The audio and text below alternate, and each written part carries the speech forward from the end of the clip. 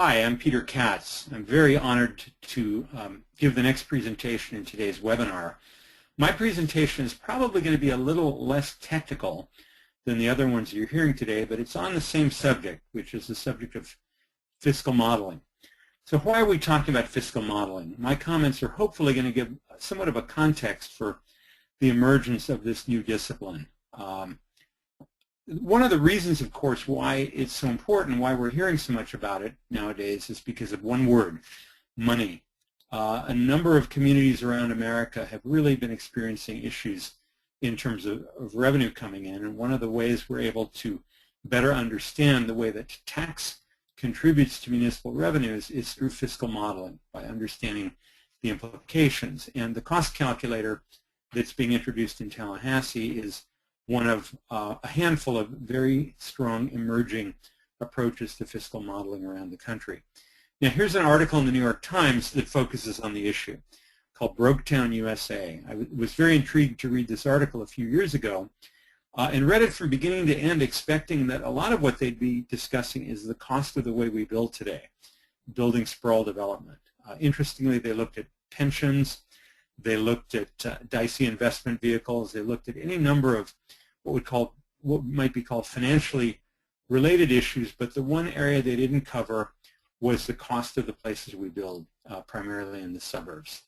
I spent 2.5 years as the director of smart growth and urban planning in Sarasota County, and here's a photograph of one of our large arterials intersecting another large arterial. And of course, it was places like these that consumed a huge amount of our capital and our maintenance budgets. And places like Sarasota County are beginning to rethink that approach based on some of the information we're going to be sharing today. The name of the talk is The Missing Metric, and the reason for that name is that in approval processes nowadays we look at a lot of things, but the one thing we typically don't look at is the cost of servicing the new development that we're approving. It's typically not being spoken about in development reviews. And I put together a little picture story to kind of remind us of what happens on any given Tuesday or Thursday or Wednesday in towns all across America where developments are coming forward for review. Here's a photograph of the scene. It probably looks familiar to most people who are involved in this sort of work. What you see around the circle is a group of reviewers. They might be a planning commission, they might be the city or county commission. They're going to be making a decision on what makes sense to approve in their municipality. And the lineup of people in dark suits, probably at the front of the line is the zoning attorney, followed by the lead architect or planner, the landscape architect, the economist, and so on. And we don't know what's on the front side of those boards. I'm going to give this group the benefit of the doubt and assume that it's a good project, that perhaps it's the second wave of development. It might be an infill project, mixed use. It might be, in the office component, it might be bringing badly needed jobs to the area. It might be bringing a mix of housing that will work well for citizens of all income levels, but we don't know that. The people who came forward to testify at this meeting, this first gentleman, he looks like he's in support of the project. You read the caption below. He's saying, "A friend of mine has owned a business on such and such street." You know, even though folks are there to talk about the merits of the project, invariably any number of other subjects get covered, including the character of the person who's doing the development. And that's fairly typical. The next person up, she's probably a citizen. And you see from the caption here, the community clearly spoke. What they want to see is something very different from what the applicant has presented. And we assume she's speaking against the project. One of the hints here is the facial expression of the gentleman in the first row. I'm going to guess that he was that lead attorney. If you look at his face, he's not happy about what's being said. Compare that to the picture before where he was concerned, but clearly now he's really concerned. Well, invariably what it comes down to in most communities is a debate about quality of life and development impacts. These are the subjects that we tend to focus on to a great extent. In terms of issues of revenue generation, of will that project pay back the taxpayers' infrastructure costs, we don't know that in terms of this conversation. The person to be asking those questions might be the CFO. he's or she's probably not there tonight. This tends to be the business of the planning department. The CFO eventually has to live with whatever gets approved long after the plans have been filed away in deep storage. And one of the things that often happens when the project comes forward that it is in any way different from what's around it is that in running the gamut of hurdles that a project needs to deal with, it ends up getting rejected. And here's a picture of some of those various steps that projects move through when they go from concept to zoning review, permit application, final review, and so on. It's as any developer knows, it's a very, very complicated process. At the end of the process, if you're skilled, if you're lucky, you're issued a certificate of occupancy. And oftentimes, this is what ends up being approved. This is the default setting in suburbia. It's a street that looks very much like the street that this woman lives on, who's a frequent critic of development. And what's interesting is, she can only be so critical of a street like this because it looks very much like where she lives. And again, it's a decent place. These are middle to high-end houses. The yards are reasonably well tended. Everyone puts their garbage cans out on the curb on garbage day. This is what is generally sought in many communities. This is what constitutes good quality development. The problem is, from the standpoint of many municipalities, it simply doesn't pay the bills. It doesn't even pay for its own infrastructure costs going in, which is one reason why developers frequently are asked to pay impact fees. The problem, and I often use the expression talking about these places, that there's a time bomb under the street. Of course, it's not a literal time bomb like the one I'm showing here. It's more of a metaphorical time bomb, but 25, 30 years out, when the infrastructure needs to be replaced, when the street needs to be repaved, sections of curb and gutter replaced, pipes and other forms of infrastructure. The problem is municipalities will not have the money to pay for that because these places simply don't earn out at a high enough rate. The property taxes generated by these houses simply isn't enough to build up the reserves needed for the municipality to keep pace with infrastructure replacement and repair. And again, impact fees, which are levied in many states to cover that gap, that money simply won't be available 30 years out. And these citizens will be very upset to discover that the municipality will be charging an assessment to replace their infrastructure. It's one of the reasons why infill is so important, because it gives us a second bite at the apple to find money to pay for an upgrade of municipal services and curb and gutter streets and so on. Now, there's another problem with impact fees. Again, most people think of impact fees as a good thing because they help close that gap between the money that will be generated with property taxes and the money that the municipality will pay to accommodate development. You look at an image like this, and that number in the lower right-hand corner, $38 million worth of infrastructure upgrades are going to be required to accommodate this development at the intersection of an interstate highway and a major arterial in the upper right corner of that image. And you see, of course, in detail all the so-called improvements that are being made. Well, one of the reasons why I have trouble with impact fees is something called the rational nexus requirement. This is a legal determination that says that the impact fees must be spent in a reasonable nexus to where the impacts are generated. So if you're living in a smart growth-oriented community like Sarasota County, who really wants to invest in mass transit, they want to do lots of different things to preserve the natural environment, the problem is they can't spend the money they receive here on that. They're going to be spending their money on only out in proximity to the development, because that's what the rational nexus requirement insists on. And the other thing is, as you upgrade these various intersections, you can't just add 0.3 of a lane if that's what your level of service analysis tells you you need. You have to add a full lane. And what happens in the process of doing that is you end up with 0.7 of a additional capacity created that only benefits the next developer out. And of course, in Florida, which had a very strong concurrency requirement, this was a frequent problem, is that developers would tend to go where there was excess capacity. So a mechanism that was meant to discourage sprawl actually ended up encouraging sprawl, because the developers would go and look out in the far reaches of the county to find places that had excessive infrastructure. Now, I believe that property taxes really are a better revenue source for the many needs of local government. The money typically goes into the general fund. The municipality has a lot of flexibility in how it chooses to spend that money. It's great for funding smart growth strategies. Now, in Sarasota County, where I arrived in 2009, our county administrator, Jim Lay, had a communications need. He was trying to explain to the citizens why new construction was so important. Our revenues were capped in many, many different ways, and one of the few forms of new revenue that we could use in a flexible way was money derived from new construction. And we really didn't have a clear understanding of what forms of construction were contributing the most to our tax base and which ones were costing us. So, was it mobile homes? Was it high-rises downtown? Was it agricultural land? Was it high-rises along the water? We really didn't know. Was it big box store? Self-storage units?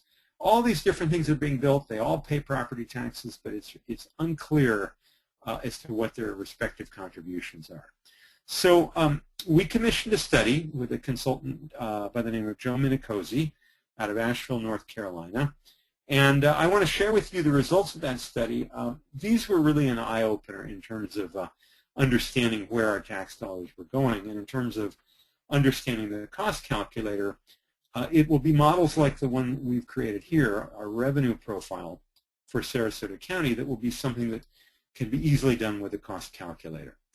So if you look at this chart, at the very bottom is a bar that is so tiny that you can't even see it. It represents $3 per acre that we get from land in agricultural use in the county. Now, of course, $3 per acre isn't going to go very far in operating local government. But our citizens like being able to drive out of town, see beautiful open fields and natural lands, and so from a psychic standpoint, we feel that's an appropriate priority for the county. Now, the next bar up, county residential, is about $3,800. I'm going to point to it with my arrow. And what that represents is a per acre, per year revenue derived from that usage. And these, of course, would be numbers from, we got them from the Board of Realtors in Sarasota County for the average house in the county. Now, moving up the scale, the next bar you see above, county multifamily, is about $7,800, $7,900 per acre per year. And then finally, the top bar is city residential at about $8,100 per acre per year. Now, I need to mention these are county taxes that are paid on property in the city. So there are city property taxes on top of this. It does not include sales tax. And of course, what I'm talking about is something like this. This is my house close to downtown Sarasota, but again, the figures we're citing here are actually averages across the city of Sarasota. And my house, of course, doesn't occupy a full acre. It's a fraction of an acre, but basically it's me and my 7 neighbors added together. This is what we pay in county property taxes. Now, you would think that something like a big box store, like a Sam's Club or a Walmart, would pay much more than my house would on a per acre basis.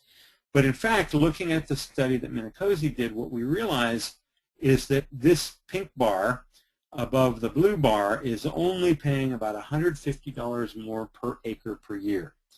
Now, while the Walmart might be paying a lot more in terms of absolute taxes, that building is sitting on 20, 30 acres of land.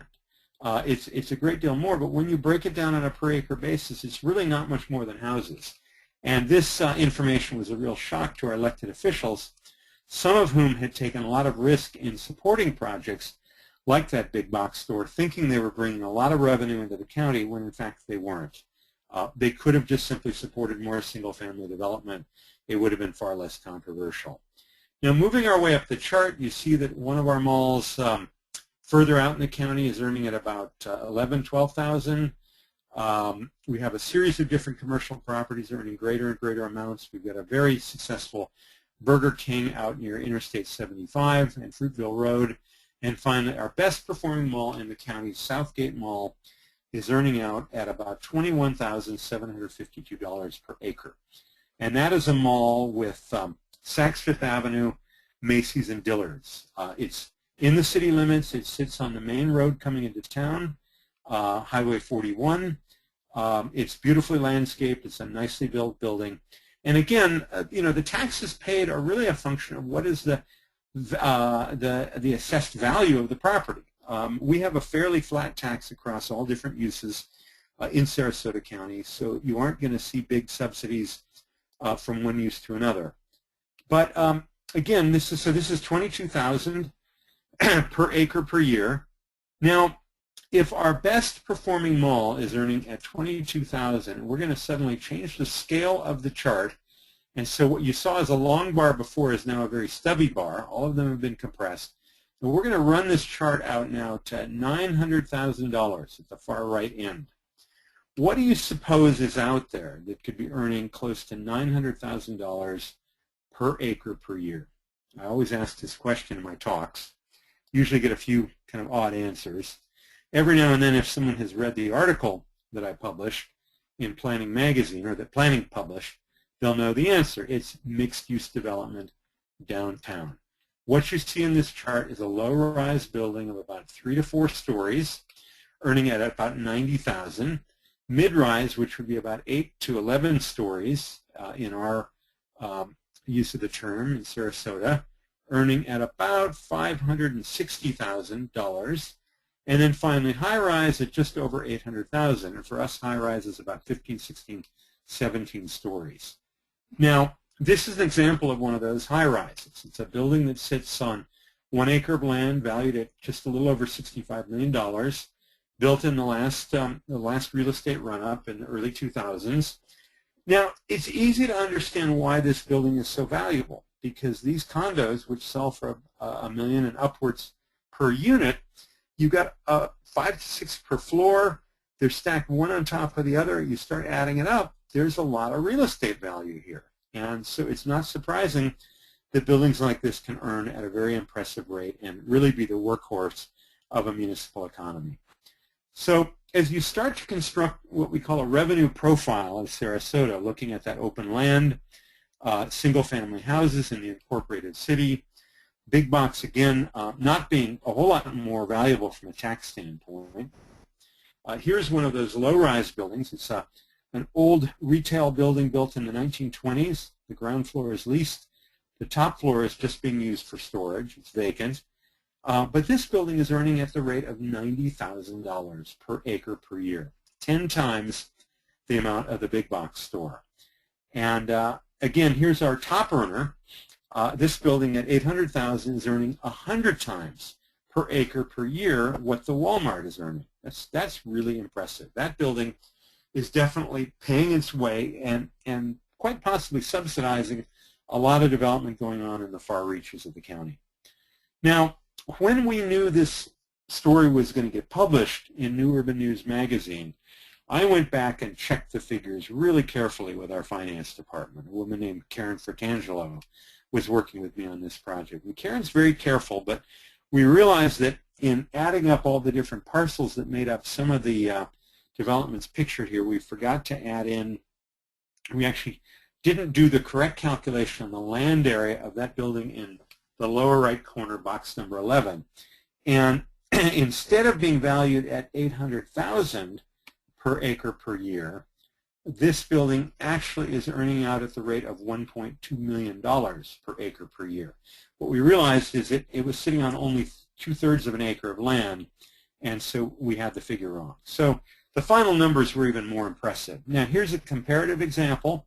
That building I showed you, again, we updated our numbers to show that it was really sitting on just 2/3 of an acre, called 1350 Main, generates as much local taxes, and here we're adding in both county and city taxes, as the 21-acre Super Walmart and our best performing Southgate Mall, sitting on 34 acres. So together, those two developments occupy just over 55 acres. They bring in $1.145 million, whereas the other single building sitting on just 2/3 of an acre brings in close to $1.5 million. There's still a delta of $350,000 between these two properties, and it's just staggering what that one building generates. So a lot of you are probably thinking, okay, well, this is well and good, but you're only talking about property tax. What about the sales tax? Well, let's talk about it. In the year 2008, when all the other numbers were generated, the sales tax received in the county was a little over $60 million. Property taxes a little over $222 million. So sales taxes were less than a quarter of the total take from both. Now, as I mentioned, that building, 1350 Main, sitting on 2/3 of an acre, is generating a little over $1 million in county taxes alone. So if you had 60 of that building, and let's say the citizens said, you know, we're tired of paying sales tax here in the county. We want that to go away. And somehow or another, we had this amazing wave of growth. We got to build 60 of that 1350 Main Street.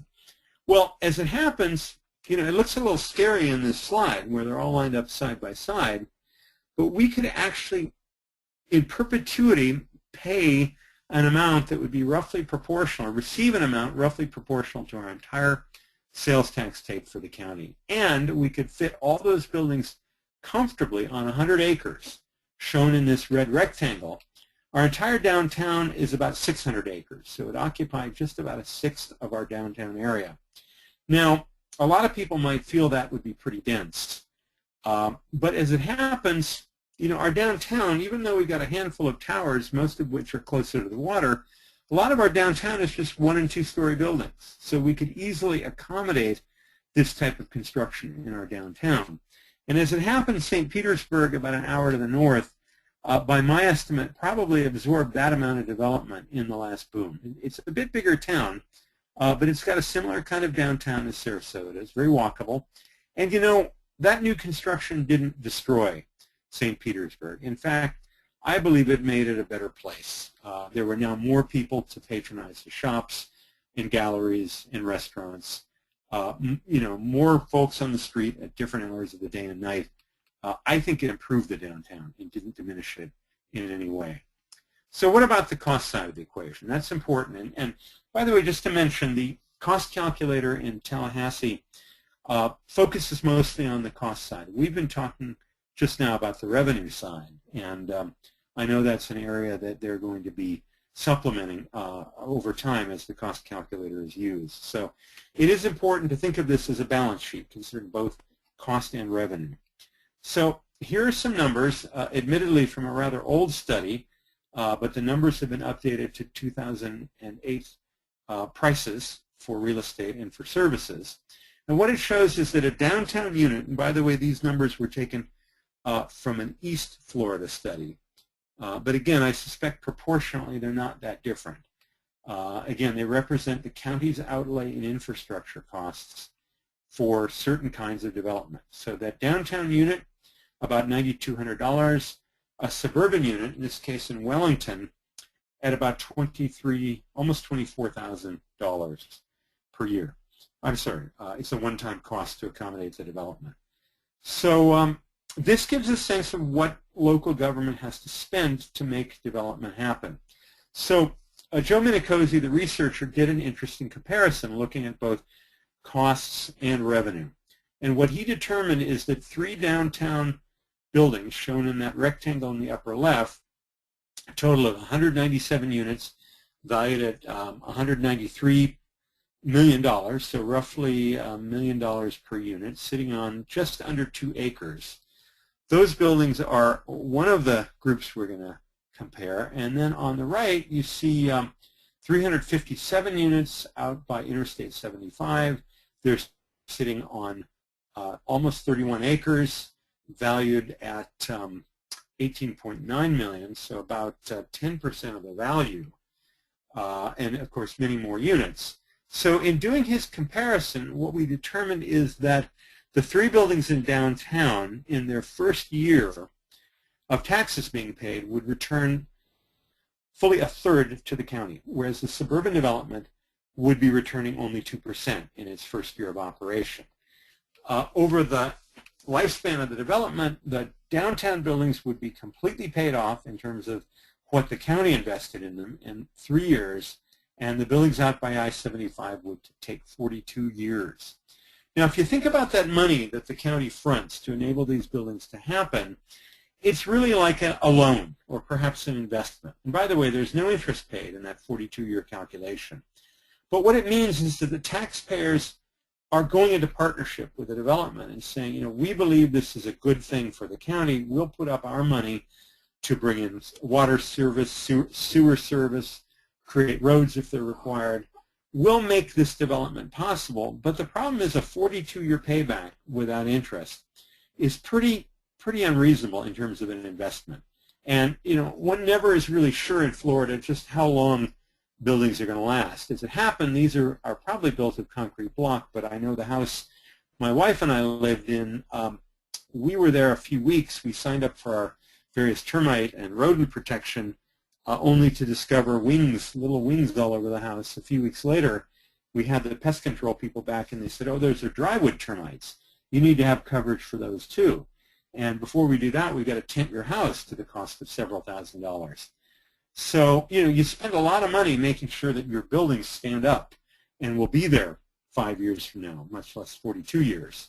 So we're never really sure. And, you know, if the land does become more valuable, it's likely that the developer may want to take down these apartments and put up a more intensive use. And if that happens before 42 years, then the county's out whatever portion of infrastructure costs it invested when the new buildings are built. So we really do need to think about these lifespan issues. Now, of course, what's behind the disparity? Well, one of the issues is how intensively are you using your infrastructure. In the photograph on the left, the building that was shown in several of the comparisons, 1350 Main, on the left, it sits in front of a road that's probably been there for 100 years. When 1350 was built, they possibly didn't need to dig up the street at all.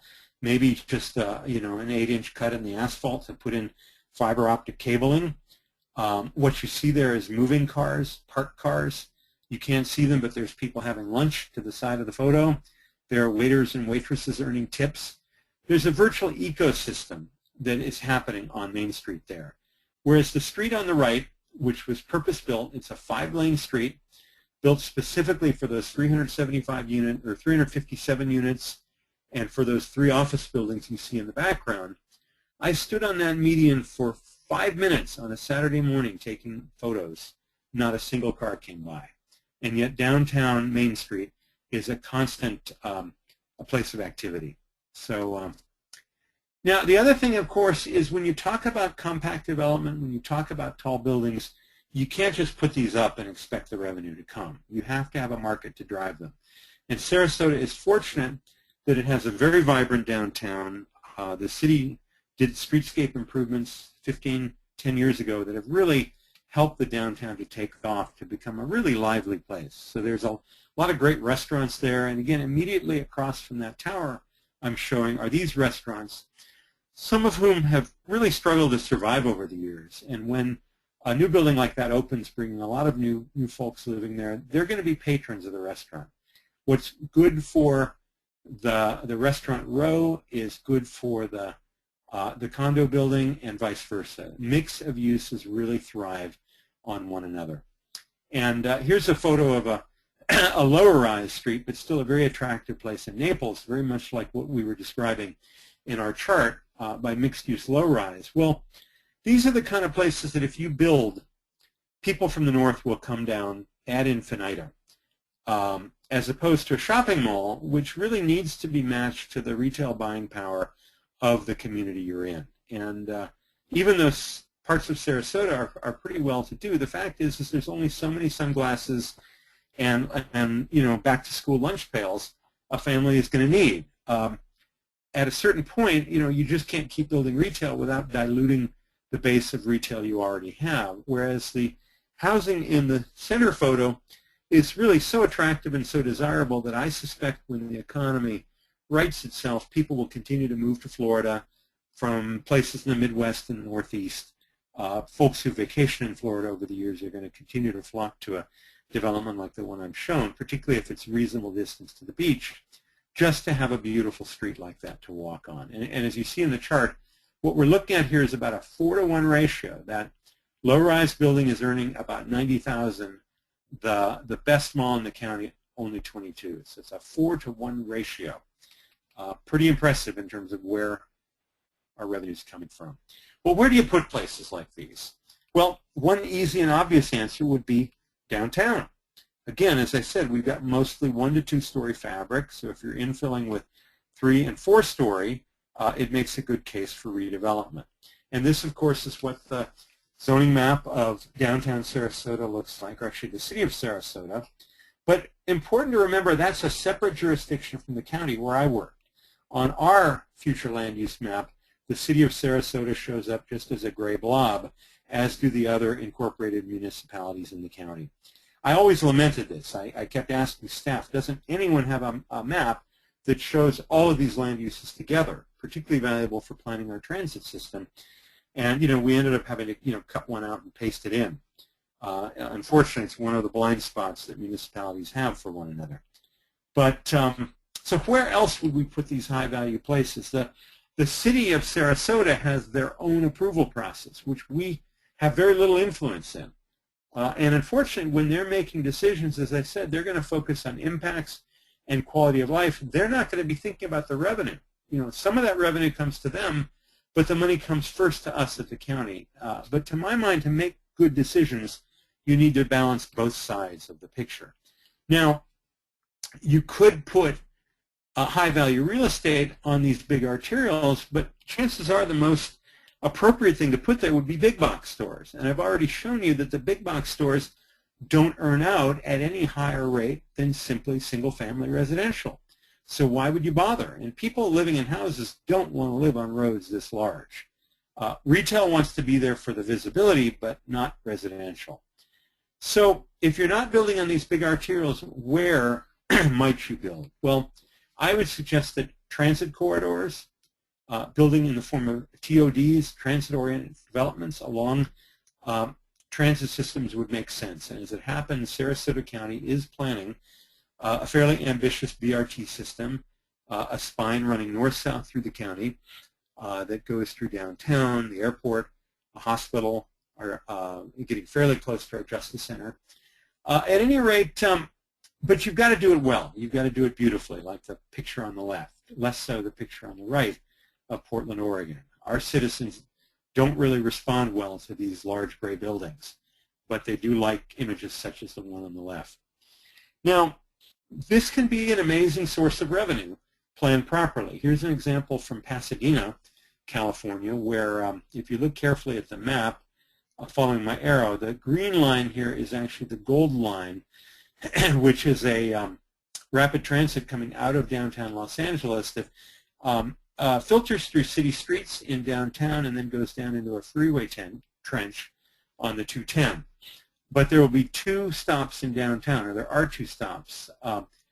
This stop here is very close to the purple line that you see here, which is a new streetcar line that's proposed. And what these numbers are is showing the fiscal impact of the new streetcar line. So all of the parcels, the red, green, and blue parcels in this picture that sit inside of a 1,000-foot line on either side of the new streetcar, the total valuation of all those parcels in terms of near, medium, and long-term development value, the current value today of those parcels is just under $200 million.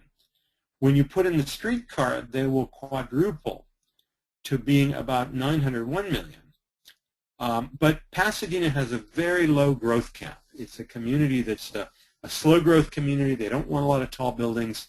So the growth cap is very close to what exists today. But the consultant figures that if you let out that growth cap just a little bit, you could go from $901 million up to about $3.2 billion in real estate value.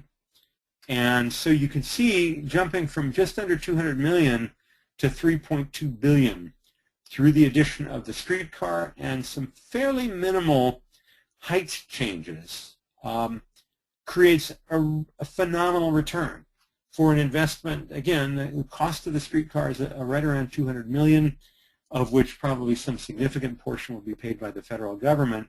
So there really is an opportunity to leverage up strongly in terms of your tax base, and some communities around the U.S. have done this. So at any rate, what we've been looking at up to now is the public sector perspective. And when you look at these long bars, bring all this revenue into local government, when you densify in a compact downtown area, that's a pretty cool thing. And most local governments are going to want that. And the beautiful thing for them is, for the most part, other than the minimal infrastructure requirements to accommodate the development, they're fairly passive in the process. They simply wait for the private sector to build buildings. And so as they say, municipalities ought to like this. And citizens should too, not just for the tax savings, by the way, not just for the benefit of all the taxes coming in, but also because the places that it creates are probably fun places. These are images of the Pearl District in Portland, the bottom photo. I'm not sure where some of these others are. But when you build places like this, people flock to them. And Chris Lineberger's research shows that between 30 and 55% of Americans actually want to live in these places, even though there typically aren't enough to go around. So we really should have a triple win. The municipalities get the tax base, citizens get the great places, and developers get a higher yield from the land they already own. That's the concept. Unfortunately, from the developer standpoint, it's not quite so simple.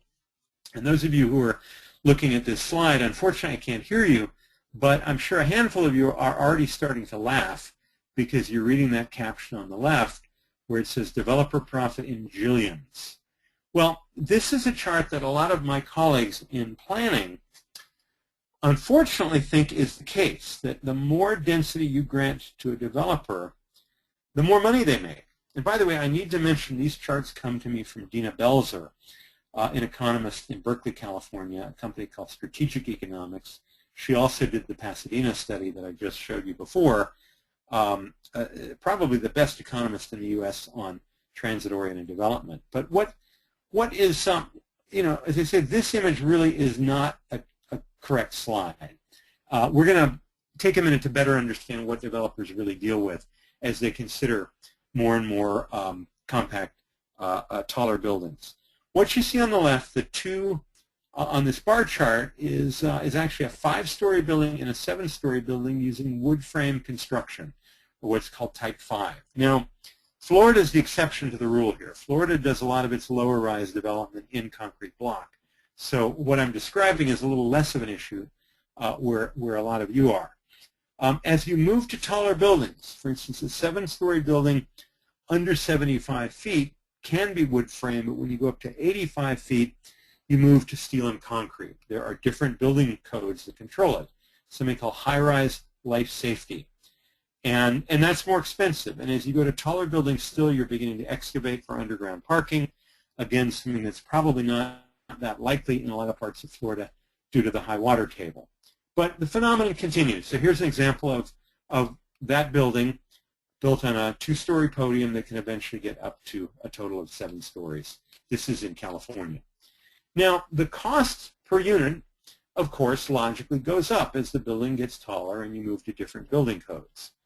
But the revenue per unit, what you're able to achieve, it goes up as well, not quite as dramatically, but importantly, between 7-story in wood and 7-story in steel, there's no appreciable difference.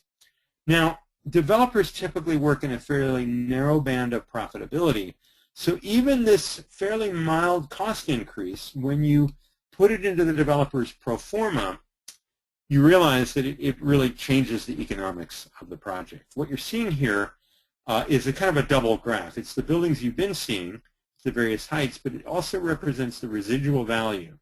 What's the worth of the real estate you've created in terms of value per square foot? So at 7 stories, we're $200 per square foot to the good.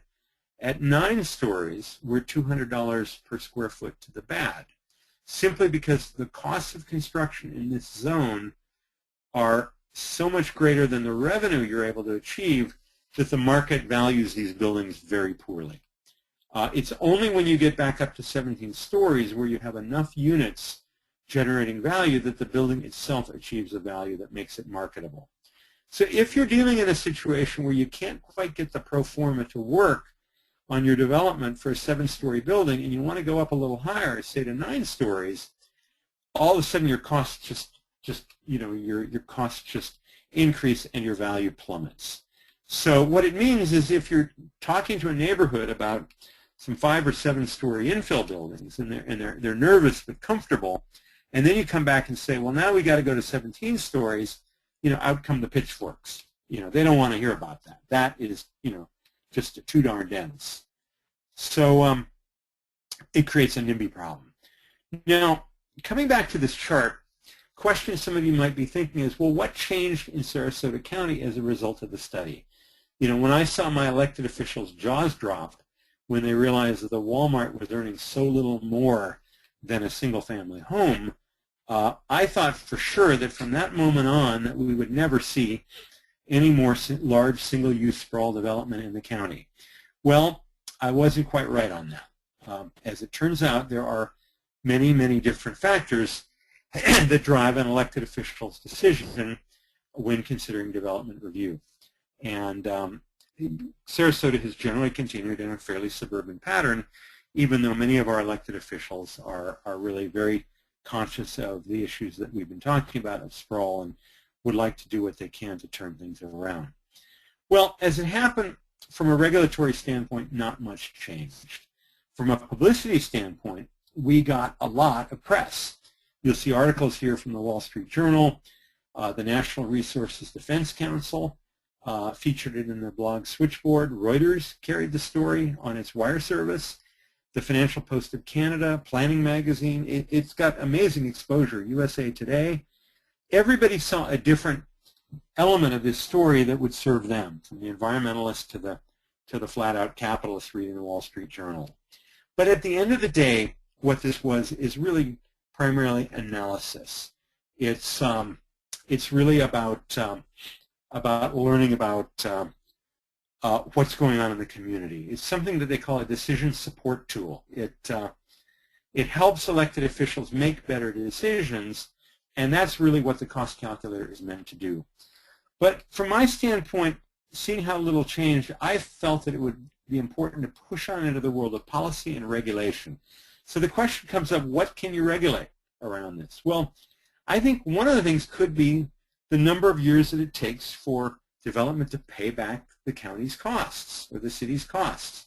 Somewhere between 3 years and 42 years, there ought to be a threshold number that we could legislate, a maximum payback period, something we might call a fiscal impact quotient, or a score representing the number of years that it would take for that private sector development to pay back the public's money.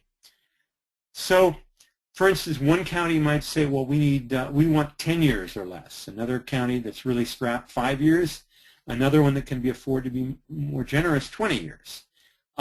It's important that each municipality can choose the length of time they're comfortable with, not a one-size-fits-all deal. Well, as it happens, let's just say that we're going to choose 10 years would be the target, and use something like the cost calculator to help determine in advance based on appraisals of the property, much the way that a lender determines the value of a building in the future, determines whether it's financeable. Well, I think this would be a pretty interesting idea. And what's important is what you're doing is you're asking the private sector, certain elected officials in the state of Florida campaigned on the basis of coming from the private sector saying we need to run government like a business. We need to look at the bottom line. We need to look at return on investment. And so this concept really does that. And, in theory, this should be tremendously appealing to our governor, who sees himself as a private sector kind of guy. I'm not sure that's really going to happen. I think actually we might have an even better chance way out west with another bald-headed governor, a fellow by the name of Jerry Brown, who's been very innovative over the years and continues to be innovative in how he's setting up the legislation for two of California's new bills focused on limiting greenhouse gas emissions. Now, these are tremendously important laws. They're really a test case for the rest of the country. They were actually signed into law by the previous governor, Schwarzenegger. And it's really, in some ways, a great gift to Florida, because Florida really has much more to lose from the standpoint of global warming and climate change than California. In fact, of all of the regions on the planet, South Florida is considered to be the most at risk for sea level rise. And it's likely to happen, like you see in the picture, a series of really rough storms. It's really a global problem that requires local action. And the California law, even though the law itself is fairly simple in terms of mandating greenhouse gas levels from about 20 years ago, they turned to Peter Calthorpe to help develop the detail of the legislation. And they looked at his book that deals with the subject of climate change. And one of the charts in the book showed the difference between suburban housing and the number of BTUs, or British thermal units, that it generates compared to more urban housing. This is just a fraction of that chart above. And this is the change they wanted to see happen statewide. And so his client, the Office of Planning and Research, commissioned a program called Vision California. And Calthorpe and his colleagues set this program up similar to several other large-scale regional plans his firm had done.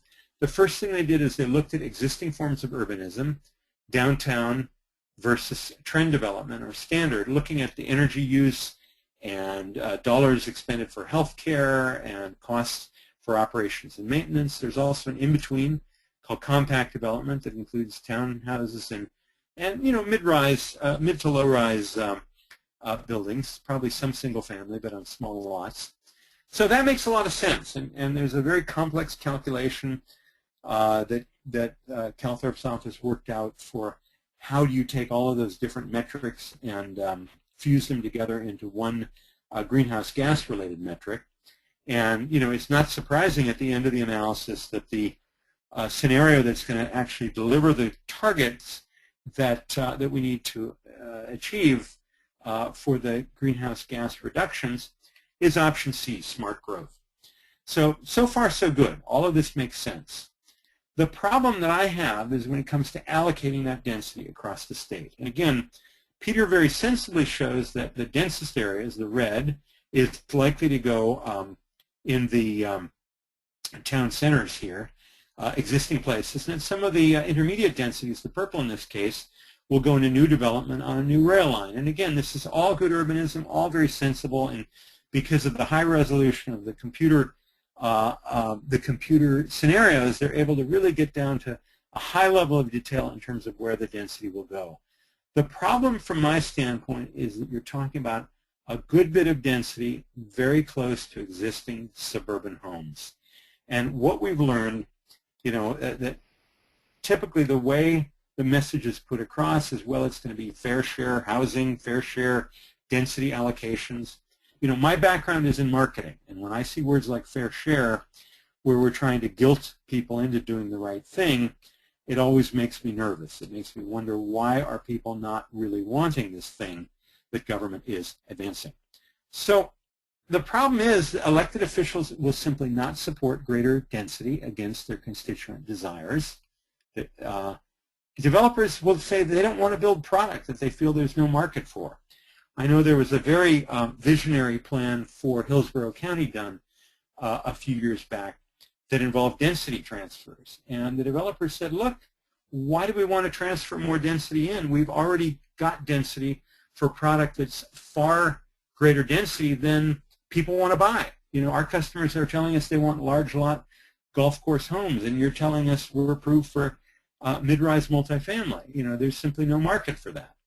So these are formidable barriers, and as much as I want to support the Vision California plan and the approach that Calthorpe's taken, I really worry that it's going to be pushing against a great deal of resistance. It will be dead on arrival. What I think we could do without a lot of effort and ultimately realize the same goal is simply to regulate on the basis of high-value development. Government should say, we want you to create high-value real estate that you can sell for a lot of money, to your customers, you can rent for a great deal of money. If we simply turn the equation around in terms of what we ask for, we have the advantage of a market-based approach that achieves the same goal by aligning public and private goals. So that's, I think, a perfect job for this new approach that we're talking about, where we regulate on the basis of fiscal return. We tell the free market that we want them to do what's in their best interest. We want them to get the greatest return from their land asset. We want to give citizens great places, and we want to build strong tax bases for our communities. Again, planning doesn't go away, and market issues don't go away. All three continue to be important for development, but these three groups each get the things they want. It's not an issue that's driven by the left. It's not a tree hugger issue, and it's not an issue for fiscal conservatives alone. In fact, the whole politics of blue and red, that we're now beginning to associate certain planning policies with red states and other planning policies with blue states, I see as a very dangerous phenomenon. You know, in the past, things like smart growth really were considered to be concepts that were embraced for the public good, and more recently, issues have gotten much more polarized. In theory, what this really is about is good government. And, you know, in theory, we should be looking to Washington, D.C., where I'm based, to be setting the tone for this type of conversation and setting the example in terms of good fiscal management. Now, unfortunately, as we've seen in the last year or two, Washington, D.C. is not doing a very good example. I would hope that perhaps we might be able to start something at a local level that could teach both state and federal levels a thing or two about how to balance our books. And I believe that by regulating on the basis of this missing metric, this concept of revenue return, that we could do that. So I know that this session's run fairly long. I know there are question and answers that follow. Let me end my presentation here, and thank you very much for your time and attention.